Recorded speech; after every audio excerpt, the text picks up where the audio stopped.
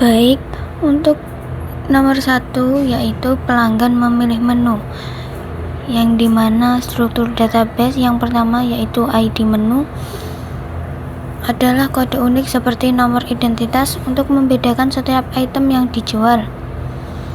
Kemudian yang kedua ada nama menu, adalah nama lengkap minumannya, contoh kopi gula aren. Yang ketiga, harga jual adalah harga satuan yang akan digunakan untuk menghitung total biaya pesanan. Kemudian status ketersediaan, yaitu memberitahu pelanggan apakah menu tersebut bisa dipesan, maksudnya tersedia atau stoknya sudah habis.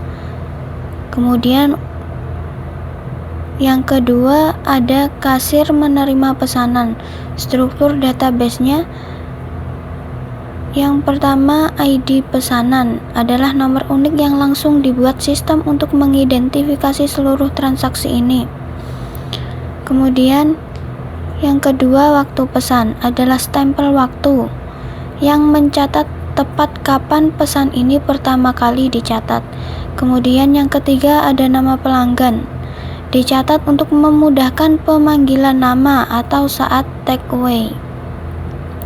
Kemudian yang keempat ada nomor meja, dicatat jika pelanggan memilih dine-in sebagai penunjuk lokasi untuk pengantaran pesanan. Kemudian yang ketiga ada kasir menghitung harga. Struktur database-nya yang pertama yaitu ID detail pesanan, adalah kode unik untuk mencatat setiap baris item dalam satu pesanan. Ini membedakan item-item dalam satu transaksi. Kemudian yang kedua ada ID pesanan yang berfungsi sebagai penghubung untuk tahu item ini milik pesanan yang mana. Kemudian yang ketiga ada kuantitas, yaitu mencatat jumlah item yang dipesan untuk menu tersebut. Misalnya 2 gelas americano.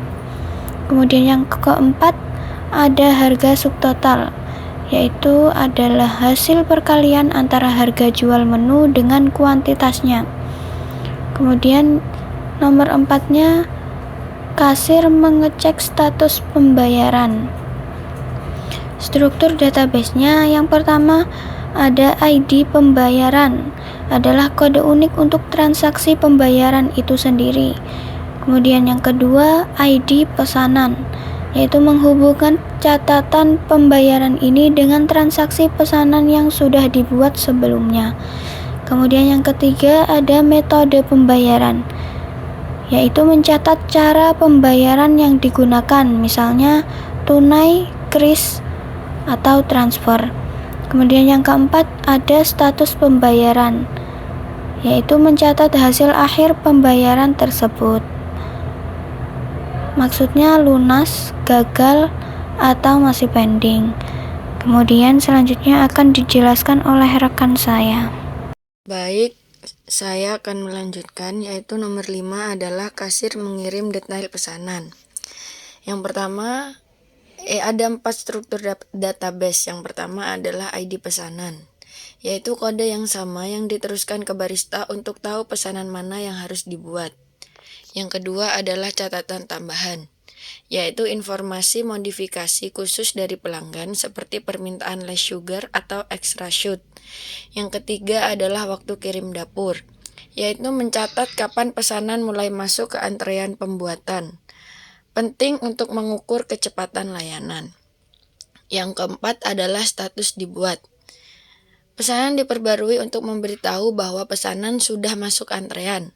Contohnya, misalnya adalah menunggu dibuat atau masih dalam antrean. Yang keenam adalah barista membuat kopi.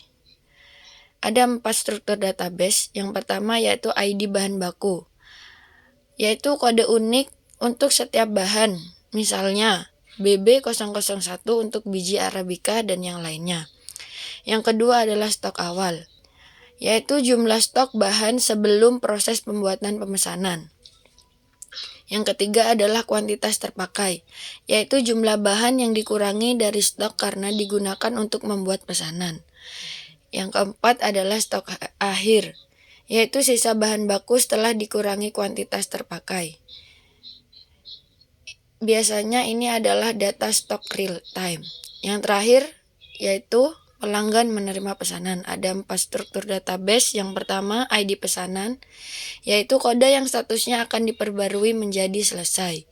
Yang kedua adalah status pesanan akhir, yaitu status terakhir yang menandakan pesanan sudah diambil atau disajikan. Yang ketiga adalah waktu selesai, mencatat timestamp saat pesanan benar-benar diserahkan kepada pelanggan. Struktur database yang terakhir adalah feedback atau rating, itu biasanya opsional. Adalah kolom untuk mencatat penilaian atau umpan balik cepat dari pelanggan terhadap layanan atau produk. Baik, mungkin itu saja penjelasan dari kelompok kami. Kurang lebihnya mohon maaf. Wassalamualaikum warahmatullahi wabarakatuh.